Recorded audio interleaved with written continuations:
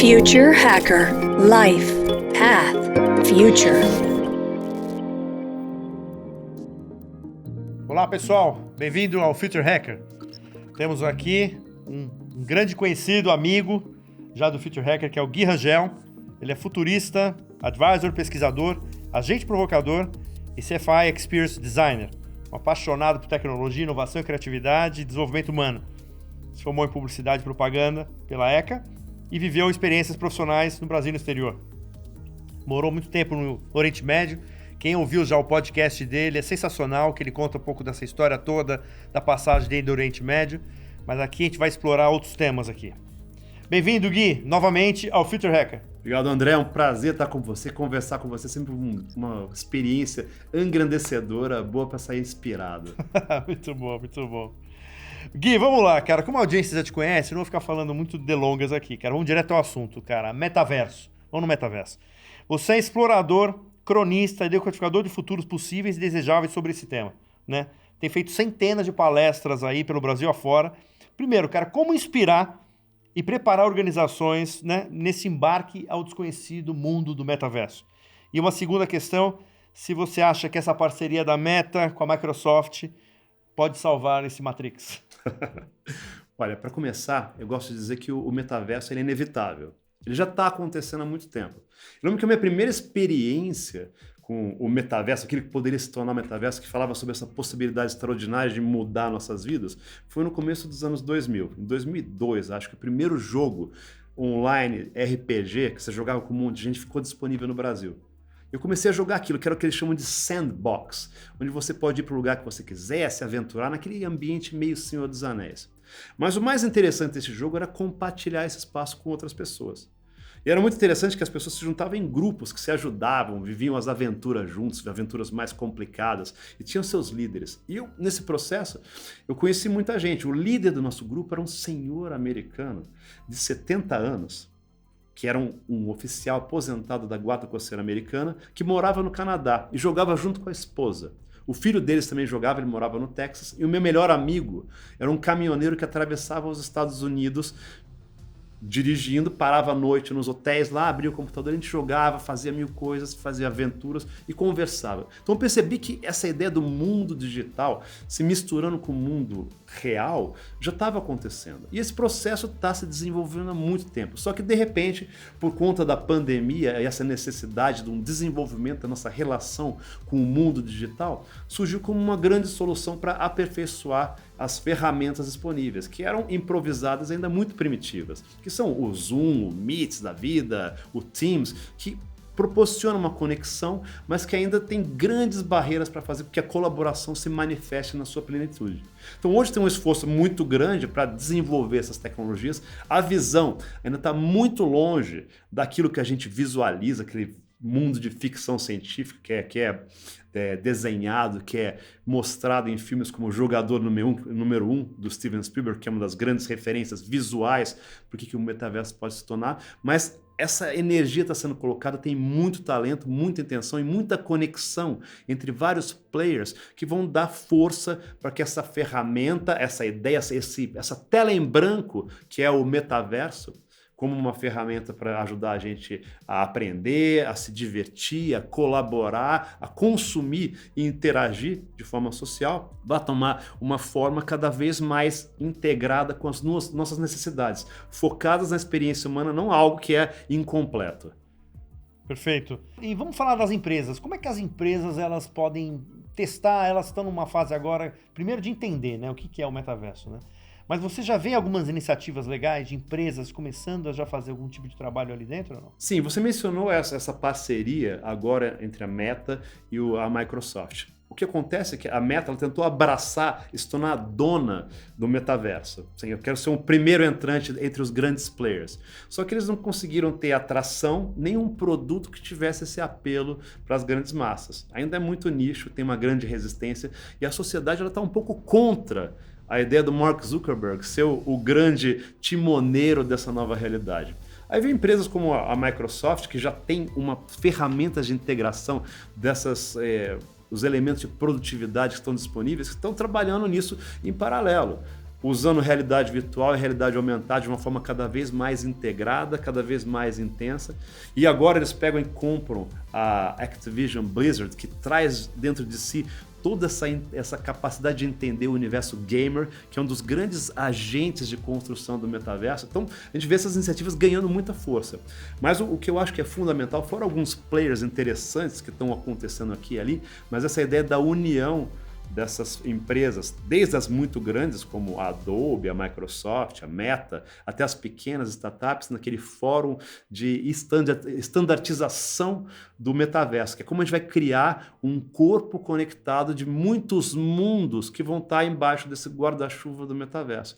Aí você vai ver que nesse universo quase darwinista, vários players vão pegar e vão fazer barulho. Não porque eles são maiores, mas porque eles fazem alguma coisa que se conecta com as pessoas. Eu vejo iniciativas muito legais acontecendo pelo pessoal da Epic, que eles estão desenvolvendo já o Fortnite, já são os caras que entendem muito essa natureza das pessoas vivendo nesses mundos paralelos, mas ao mesmo tempo começam a criar ferramentas de geração de conteúdo, principalmente de construção de avatares cada vez mais intuitivas. Isso é legal. E do outro lado, a gente também tem a Nvidia, que é um dos grandes players nessa área, que está criando a versão deles das ferramentas de todo esse framework metaverso que eles chamam hoje de Omniverse. E atrás disso daí, um monte de gente testando que de repente vai ter um que vai acertar, vai se conectar com esse nosso zeitgeist, com o imaginário coletivo, e vai vencer a resistência e talvez ser o grande player que vai surgir. E assim, tem aquele livro, né? Eu esqueci o nome do autor, que é aquele Cross the Chasm, né? Da atravessar o abismo aí. Sim. Você acha que essa é uma tecnologia que, teoricamente, ela consegue pular esse abismo? Indo para o mainstream? Se a gente for pensar bem, André, o lance é que esses mundos que a gente chama do proto-metaverso, que estão tomando forma ainda, que são o Roblox, o Fortnite, o Minecraft, o GTA, tem vários assim que já estão acontecendo. Já tem uma atração enorme. Só que nós, geração X, millennials, a gente olha com uma distância pensando, isso daqui não é para mim. Se eu não estou aqui, então não deve ser relevante. Pensa assim, o Roblox, a cada dia, 55 milhões de pessoas entram no Roblox. Por dia, normal. A cada minuto, no Fortnite, entre 5 e 6 milhões de pessoas. Cada mês, mais de 200 milhões de pessoas se conectam no Minecraft, que é uma ferramenta não só de jogar, mas de colaboração, de criação de conteúdo colaborativo. Eu lembro que a minha filha, ela mostra assim, muito do que está acontecendo nesse mundo. Ela costuma acompanhar uma série de jogadores do Minecraft que criam narrativas e folclore dentro do jogo e compartilham através de streaming para milhares, centenas de milhares, milhões de pessoas. E esses jogadores se conectam com outros jogadores que também criam seu próprio folclore e acabam criando narrativas conjuntas, todo um universo de conexões que a gente pega, olha e fala, cara, isso está acontecendo? Então parte da nossa tarefa é começar a olhar para esse mundo que muitas vezes não faz parte do meu dia a dia. Estou focado ali no Excel, no WhatsApp, na série de Netflix, no e-mail para responder, sem começar a se conectar e perceber que esse mundo já está tomando forma. Perfeito, Gui. Gui, eu vou explorar agora o teu lado mais, assim, eu diria que o metaverso já é um presente, né? Você falou, já começou já faz muito tempo. Quando eu falo de metaverso, meu filho fala, eu já tô lá há muito tempo, né? Mas vamos agora dar uma pisadinha no futuro, cara. Você faz palestras pro Brasil inteiro, né? Falando de perspectivas. Como é que você consegue engajar assim, a turma com relação a conteúdo de futuro? Olha, o grande desafio, eu falo que tem um problema, que é a tendência do futurista, todo mundo que trabalha com o futuro, é gostar de mostrar para a plateia uma ideia única do que está para acontecer. Em geral, faz parte do futurismo ser otimista. Assim, eu gosto de falar que esse otimismo, às vezes, ele ultrapassa as barreiras. Eu falo que, muitas vezes, a gente tem uma tendência a ser abraça a árvore. O futurismo abraça a árvore. Vai ser tudo maravilhoso. Puxa vida, o mundo vai melhorar, liberdades individuais, liberdade de expressão cada vez maior, vamos acabar com as desigualdades, acabar com a carência das pessoas, com a escassez. O futuro é maravilhoso, empoderado pela inteligência artificial, novas metodologias, o engrandecimento. Eu falo, isso é muito abraçável. A realidade é muito mais complexa. Do outro lado, tem as pessoas que gostam de pintar uma realidade onde deu ruim. É o chamado a distopia. De um lado temos a utopia, do outro lado a distopia, onde tudo deu errado. Puxa, colapso do meio ambiente, fim das liberdades individuais, tudo deu errado, certo? Eu gosto de falar que eu sou um futurista pragmático. Então, para me conectar com a plateia, entender as necessidades de cada um deles, eu tenho um olhar muito pragmático, dizendo que o futuro, ele não tem uma cara única. Ele vai se manifestar de maneira diferente em lugares diferentes. Aí eu criei um termo para a galera lembrar, que eu chamo de 50 tons do futuro. Você fala 50 tons, todo mundo para ouvir, né? Mas a ideia é de que o futuro vai se manifestar de maneira diferente em lugares diferentes. Por exemplo, eu falo de futuro para você, você vai pensar em termos como, poxa, inteligência artificial, joia, veículos autônomos, carros voadores, máquinas que pensam, supercomputadores quânticos, engenharia genética, metaverso, viagens espaciais de turismo. Você pensou nisso e em alguns outros pontos. Essa é uma ideia de que o futuro pode acontecer. Várias dessas iniciativas estão tomando forma. É o futuro do Vale do Silício, da China, certo? Agora imagina nos 50 tons do futuro, no outro extremo dos 50 tons, imagina que o futuro para uma boa parte dos brasileiros, para uma boa parte da população mundial, o futuro é ter saneamento básico, acesso à água potável. Todas essas realidades coexistem. Tudo que está entre essa realidade e a outra coexistem. Então, na hora de você pegar e engajar as pessoas nessa ideia de futuro, você tem que entender qual que é a realidade delas e qual que é a jornada que elas vão tomar. Que cada um vai tomar uma jornada completamente diferente, com desafios diferentes e propósitos diferentes. O futuro, de um lado, você tem pessoas que falam que a gente vai trabalhar de forma completamente remota no metaverso. Do outro lado, tem o Elon Musk falando que agora todo mundo na Tesla tem que voltar ao presencial, porque trabalhar de forma remota é enganação. Eu estou falando dos líderes da inovação no planeta, o homem mais rico do mundo. Essas realidades coexistem. Então, parte da nossa jornada é você entender isso e saber como esses futuros vão se manifestar e como a gente consegue inserir o nosso propósito, nossa capacidade de gerar valor pessoal, organizacional, da sociedade, que se adeque a essa criação de novas realidades. Perfeito, muito bom. Ótima resposta. E aqui, como aqui a gente é Future Hacker, então o nosso 50 tons é lá pra frente. E lá pra frente, cara, eu vou fazer uma provocação aí, cara, de, assim, uma viagem, né? Inclusive que a gente conversou, né, no almoço ali, falando sobre os personal tokens. Fala o que é um personal token, Gui. Olha, a ideia é a seguinte, eu tive uma startup e quando a gente começa a viver o mundo das startups, a gente começa a entender, todo grande investidor fala assim, eu não invisto em startups, eu invisto em talentos.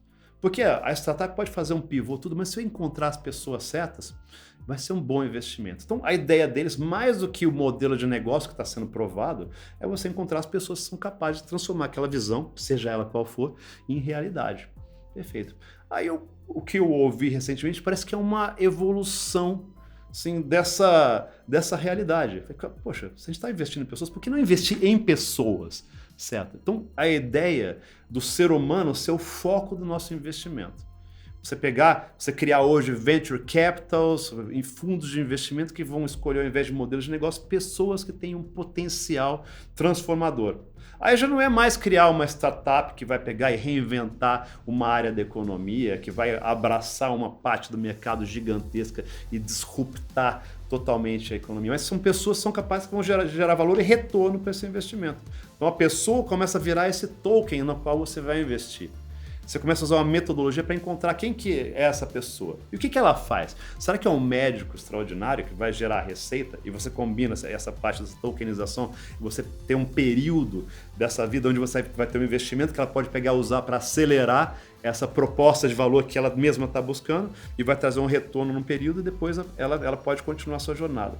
Pode ser um médico, pode ser um influencer, um músico, um startupeiro. Então a ideia é você encontrar essas propostas de valor, pessoas que são capazes de pegar e transcender e gerar retorno para essas instituições. Então o ser humano acaba virando o centro desse processo, ao invés de perder entidades imateriais que acabam sendo as startups ou as empresas constituídas. Eu lembro que até, não sei se um tempo atrás, se eu não me engano, o David Bowie botou o nome dele, acho que na Bowie há muito tempo atrás, acho que há uns 15 anos atrás, só para ter uma ideia de como o cara era visionário, né? O cara era fora de Né? série mesmo. E eu não e jogadores de futebol também, né? Acho que também tem isso aqui. Quer dizer, seria totalmente factível, né? Quer dizer, né? De você. Óbvio que assim, é uma disrupção muito forte do mercado, Sim. né? Mas assim, não é uma coisa, não é uma ficção, né? Não é uma ficção. Né? O ponto é você criar ferramentas de avaliação cada vez mais sofisticadas para entender aonde vai chegar. E pode ser que dentro desse processo, a própria pessoa, dentro da história dela, vai dando pivôs. Ela vai descobrindo mais, mas é inevitável, se você fizer um processo de avaliação bom, você ter retorno. Esse retorno pode ser financeiro ou pode ser um impacto positivo na sociedade, dependendo do propósito do investidor. Nessa história de tokenização. E o que você fala do Bowie, eu escrevi uma vez uma frase que eu gostava de escrever umas frases assim curtas quando eu morei fora, que para poder sintetizar alguns pensamentos. Eu gosto de dizer que se você acha que você é original, é porque você não pesquisou direito. Em algum lugar, alguém já está fazendo aquilo que você vai pensar daqui a 5 anos. Então a gente só tem que pegar e estar atento para essas possibilidades. E aí trazer ela para a nossa realidade e tentar reinventar a nossa existência para poder fazer com que sejamos plenos e possamos trazer cada vez mais retorno para a nossa própria vida e para o ambiente no qual fazemos parte. Perfeito, perfeito. Vamos ainda nessa viagem do futuro. Eu lembro que há 2 anos atrás teve uma diretora assistente de Stanford que criou o Flash Organizations, né?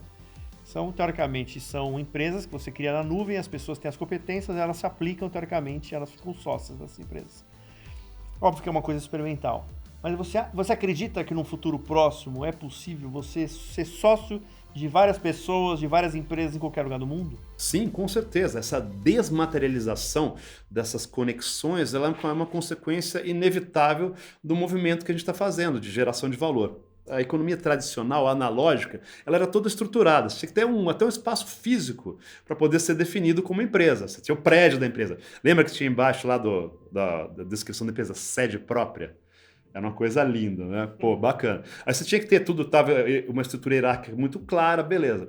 Então a gente move para uma economia digital, onde uma boa parte, hoje já temos sistemas que uma boa parte do processo, tem um grupo de decisores, tem processos de automatização que ajudam que as pessoas, a força de trabalho, se conecte na empresa e consiga gerar valor, com uma diminuição muito grande nos processos administrativos e de gestão. Isso a gente já tem sistemas. Você consegue desmaterializar e a empresa já começa a perder a sua natureza física. As pessoas conseguem gerar valor de qualquer lugar. Você pode sentar hoje em Lisboa, abrir um laptop e estar gerando valor para uma empresa aqui no Brasil, fazendo a mesma coisa na Indonésia. E uma boa parte do processo é gerenciado por sistemas automatizados.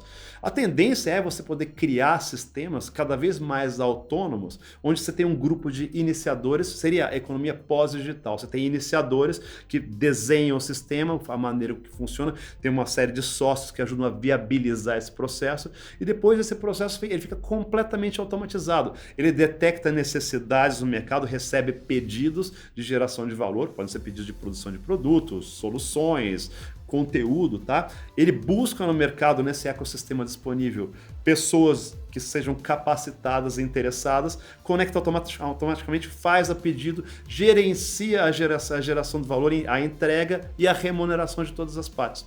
Então, de repente, você consegue criar entidades absolutamente independentes, onde os sócios podem estar espalhados e nunca se encontrar. E sem a frase sede própria escrita embaixo. E do ponto de vista de fronteiras, né? Porque assim, tem uma questão política, né? Sim. Uma questão que eu acho que muita coisa não é feita porque os interesses políticos, né, dos países, etc. Como é que você acha que ele convive, ao mesmo tempo a gente tem absolutamente tecnologia para isso, né? Mas até que ponto os interesses dos países, etc., podem impedir alguma coisa como essa? Tem uma frase que eu acho magnífica que eu ouvi durante a pandemia. Eu lembro que durante a pandemia eu descobri os podcasts, porque eu tive que mudar a minha descrição de cargo. Antes eu me posicionava como futurista. Aí durante a pandemia eu tive que me reinventar. Eu mudei de futurista para lavador de pratos e futurista. Parece que eu só lavava prato na época do lockdown, né? Os pratos brotavam. Aí eu via muitos podcasts. Aí era legal porque eu ia lavando os pratos, de repente eles se materializavam limpos E eu tinha aprendido alguma coisa no processo. Pô, o podcast pegava, me levava para outro espaço. E às vezes eu via algo assim, fantástico, inspirador. Mas teve uma vez que eu falei que foi fundamental, assim, que eu tive que parar e enxugar a mão, preciso anotar isso. E era uma frase de um sociobiólogo chamado Edward Osborne Wilson, E.O. Wilson, um dos maiores cientistas dos últimos 100 anos. Ele é colocado no mesmo nível de Charles Darwin. Ele começou estudando a sociedade das formigas e depois foi expandindo para entender como é que os organismos se relacionam e com o objetivo maior de entender o ser humano. Aí tem uma frase que eu acho fundamental que dá para entender essa resistência, o problema das fronteiras, o ser humano e tudo mais. Ele falou que o problema da humanidade é que temos emoções paleolíticas, trabalhamos em organizações medievais e temos acesso a tecnologias divinas. As organizações, no caso, são os nossos governos. As nossas emoções primais, primitivas, estão presentes. Essa necessidade da posse, domínio do espaço. Então, é uma reação natural que vai prevenir muito essas mudanças. Eles vão se agarrar a essas estruturas de poder que os definem. E talvez isso vai criar uma realidade absolutamente distorcida.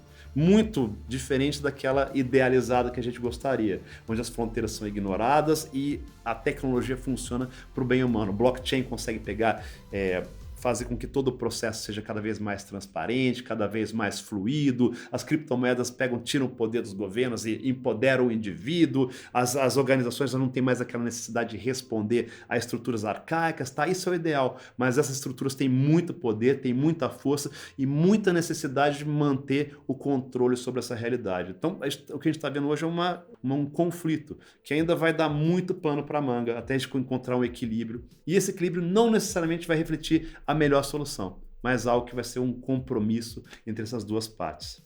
Muito boa frase, hein? Gostei muito da frase dele. E aproveitando aí, eu vou puxar um teaserzinho aí da tua fala, que é exatamente a computação quântica, comentar em cripto, né? Então, alguns falam, isso é uma pergunta que eu fiz para várias pessoas aqui, né, sobre que são especialistas no mercado tanto de cripto quanto de computação quântica. O que pode acontecer se a computação quântica for mais veloz do que a proteção da cripto? Você pode quebrar esse mercado. Você acha que existe essa hipótese? Sim, é inevitável. O que eu acredito que essas tecnologias, como a computação quântica, que é grandiosa, ela surge quase como uma tela em branco. Eu gosto de usar como exemplo, quando eu falo de metaverso, quando eu falo de qualquer tecnologia emergente, eu gosto de usar como exemplo o telefone celular. É fantástico. Quando você vê a história do lançamento do smartphone, o iPhone em 2007, vai lá o Steve Jobs falando, isso daqui que vai ter, vamos ter a integração aqui, você vai poder falar, não só falar no telefone, acessar seu e-mail, acessar a internet, fazer contas, fazer 1000 coisas. Fantástico. Aí tinha um cantinho ali que dizia, tem uma App Store aqui. Legal, a gente vai poder abrir para alguns parceiros desenvolverem aplicativos. Beleza. Aquilo foi a grande transformação do telefone, porque transformou o telefone essencialmente não naquele apanhado de aplicativos, mas uma tela em branco que podia fazer com que qualquer pessoa desenvolvesse algo inovador. Aí de repente ninguém imaginava que a gente podia um dia usar aquele telefone como mapa, para pedir comida, para fazer investimento, para encontrar um grande amor, ou pelo menos para alguém para sair para uma balada à noite, para fazer 1000 e outras coisas, 1000 jogos diferentes. Tudo estava ali porque era uma tela em branco para você explorar. O metaverso também tem esse potencial. Ele vai muito além da nossa capacidade de imaginá-lo agora. Agora imagina a computação quântica, onde está criando agentes que vão ser bilhões de vezes mais rápidos, mais poderosos que os computadores mais poderosos de agora. A gente está falando hoje, acho que o computador mais poderoso ele faz acho que 2,5 quintilhões de operações matemáticas por segundo. Agora imagina bilhões de vezes mais que isso. Fazendo em alguns segundos, aquilo demoraria milênios para um computador tradicional. Então, você tem uma ferramenta extraordinária, colocada nas mãos não só da inteligência humana, para o bem e para o mal, mas também associada a agentes que conseguem potencializar a nossa capacidade criativa, para o bem e para o mal, que são a inteligência artificial, utilizando todas as formas de orientação da informação em função dos nossos objetivos. Então é inevitável que essas chaves criptográficas sejam destruídas. Aí o que vai acontecer? A gente vai ter uma reação, vai criar novos agentes que vão poder mitigar esse problema. Só que vai ter sempre esse ciclo, onde você destrói para reconstruir e sempre tentar estar um passo à frente. Mas os que atacam sempre vão estar um passo à frente, porque eles vão ter acesso ao extraordinário. E a gente não está falando aqui apenas de agentes individuais, a gente está falando de governos. Eu lembro que, para entender o potencial destrutivo que a gente tem, a primeira vez que eu vi assim, essa ideia do que era um cyber warfare, essa guerra cibernética, foi quando eu li um artigo da Wired sobre o desenvolvimento de um vírus que foi feito para poder contaminar as centrífugas de urânio no Irã. Então eles fizeram um vírus que foi feito para poder contaminar os computadores que controlavam as centrífugas de urânio, para mexer no ritmo de giro delas, para poder destruí-las. Isso foi descoberto pela Kaspersky, né? O pessoal descobriu esse vírus, e ao analisar a estrutura do vírus, falaram isso aqui para poder desenvolver um vírus como esse. A gente não é o trabalho de um grupo de hackers. A gente precisa dos recursos de um governo, os recursos intelectuais e financeiros de governos para poder criar um framework para entregá-las. Então, quando a gente fala assim do risco da criptografia no mundo quântico, a gente está falando não só de pessoas mal intencionadas, mas também de entidades muito maiores que querem pegar, sacudir essas fundações para poder ter um ganho político e aumentar seu espaço, sua esfera de influência. Então prepare-se, vai ter muita coisa interessante acontecendo nessa área. Eu acho que não é a visão apocalíptica, é realista, porque assim, né, eu nunca vi uma vacina preventiva. Sim, exato. A vacina vem depois do vírus, né, normalmente, né. Vem cá, Gui, eu queria fazer mais duas questões aqui, uma que é sobre upload cerebral. Sim. O que você tem sobre... eu sei que tem estudos assim que estão sendo feitos, gasto bilhão ali mas você acha... Qual é a tua visão sobre isso? Olha, quando a gente fala, tem um tema que eu acho maravilhoso, é a ideia de como a inteligência artificial ela vai se desenvolver. Tá? Hoje a gente tem aquilo que a gente chama de inteligência artificial restrita, ou Narrow Artificial Intelligence, que ela é desenhada para fazer atividades específicas. Ela joga bem xadrez, mas não joga bem damas. Ela dirige bem um carro, mas ela não joga xadrez. Esse conceito mesmo está se ampliando cada vez mais. Então, a ideia é você criar no futuro inteligências artificiais gerais que emulariam o funcionamento do cérebro humano. Não necessariamente replicando como o cérebro humano funciona, mas seriam capazes de pegar e interagir com o mundo de uma forma análoga ao do ser humano. Perfeito. A maneira com a qual a gente vai chegar nessa inteligência artificial ainda não é clara. Será que vão ser sistemas que vão ser cada vez mais robustos e complexos, que uma hora vão chegar num momento onde a gente vai falar, poxa, eles são realmente conscientes, ou uma outra maneira, uma outra forma que as pessoas falam, que seria a ideia de você dar um upload do conteúdo no nosso cérebro, e esse upload, ao tomar forma dentro do mundo digital, tomaria consciência. Então, essa é uma forma. Hoje a gente começa a ver algumas iniciativas interessantíssimas nessa área, mas de forma ainda muito rudimentar. Tem, por exemplo, uma iniciativa americana que chama Soul Machine, onde eles estão criando gêmeos digitais. O que é? Você cria uma representação digital da pessoa fisicamente e depois você vai alimentando a inteligência artificial que vai dar poder, vai fazer com que ela funcione com toda a informação possível a respeito da pessoa. O que ela fala, o que ela pensa, como a voz dela funciona, tá? Aí você cria hoje, de uma forma muito rudimentar, um gêmeo digital. Tem alguns artistas, tipo will.i.am, lá do Black Eyed Peas, que criou um desses. O Carmelo Anthony, que é um jogador de basquete americano, criou esse gêmeo digital para que os fãs possam interagir com ele. E isso já é uma forma de você tentar recriar. Tem várias iniciativas. Teve recentemente uma iniciativa de tentar reconstruir a consciência da Ruth Bader Ginsburg, que era uma juíza da Suprema Corte americana.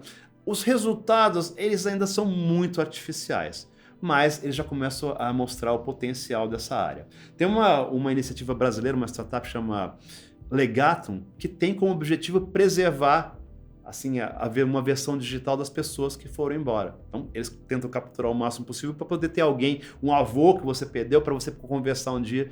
Mas são agentes sintéticos muito rudimentares, muito primitivos. Mas já começa a mostrar que você capturando informação e criando um sistema que faz essa relação, você consegue simular algo. Tem várias iniciativas nessa área. Mas quando a gente começa a entrar nessa ideia do Brain-Computer Interface, que é a conexão direta do cérebro com o computador, que está sendo explorada, entre outras companhias, pela Neuralink, que foi fundada pelo Elon Musk. Então, a ideia de você conectar o cérebro diretamente com a nuvem permite uma via de duas mãos, onde você consegue inserir informação no cérebro de todo tipo, certo? Mas ao mesmo tempo você mandar a informação do cérebro para a nuvem. Dessa forma, ao extrair essa informação e você criar também, ainda não temos, mas redes neurais robustas o suficiente para poder abraçar os processos cognitivos humanos, a gente pode chegar a uma hora onde você vai simplesmente poder extrair o conteúdo do cérebro e criar uma réplica digital muito fiel. Como é que essa réplica digital ela vai existir? Como é que ela vai manter sua sanidade quando se perceber incorpórea? Já está no reino da ficção científica, que é um grande instrumento para a gente poder explorar essas possibilidades. Mas a gente começa a falar sobre isso e é uma tendência inevitável. Eu acredito que a gente vai chegar a um momento onde o metaverso vai ser habitado não só por pessoas físicas, mas por pessoas absolutamente digitais. Algumas delas inteligências artificiais conscientes, outras pessoas que tiveram sua consciência transportada para o meio digital e sua existência está lá. Você já imaginou trabalhar com uma pessoa dessas? Poder contratar uma pessoa dessas? Contratar, de repente, o Steve Jobs para trabalhar na sua empresa? Então, isso é possível. Esse movimento está direcionando para essa área. Muito bom, meu. Aqui é uma viagem, né? Nossa. Só você vai falando, a gente só vai imaginando. E para finalizar essa viagem, eu queria te fazer a minha última pergunta, a última questão, que é sobre universos paralelos. O que você me diria sobre universos paralelos? A gente estava conversando sobre isso. A ideia de universos paralelos ela é muito explorada dentro da ciência. Eles acreditam que existem múltiplas realidades que coexistem. E muitas vezes a gente acredita que essas realidades em alguns momentos se tocam. Então fala que a nossa consciência, às vezes ela é alterada, a informação surge do nada, momentos meio inesperados são materializados por conta dessa proximidade entre universos paralelos. Mas a verdade é que existem múltiplas dimensões e existem a previsão de que esses universos eles coexistam. A gente até estava conversando sobre alguns indícios, como aquilo que a gente chama de o efeito Mandela, que é a ideia de que um grande grupo de pessoas na África do Sul lembra exatamente do momento em que o Nelson Mandela morreu na prisão. Então todo mundo lembra claramente o que aconteceu, como foi anunciado, eles falam sobre isso. Só que acontece que o Nelson Mandela, ele não morreu na prisão, ele saiu da prisão e foi um dos grandes agentes na redemocratização da África do Sul. E a gente vai ver vários elementos como esse surgindo na história humana, que alguns dizem que, na verdade, que essas realidades paralelas estão se tocando, estão coexistindo em algum momento.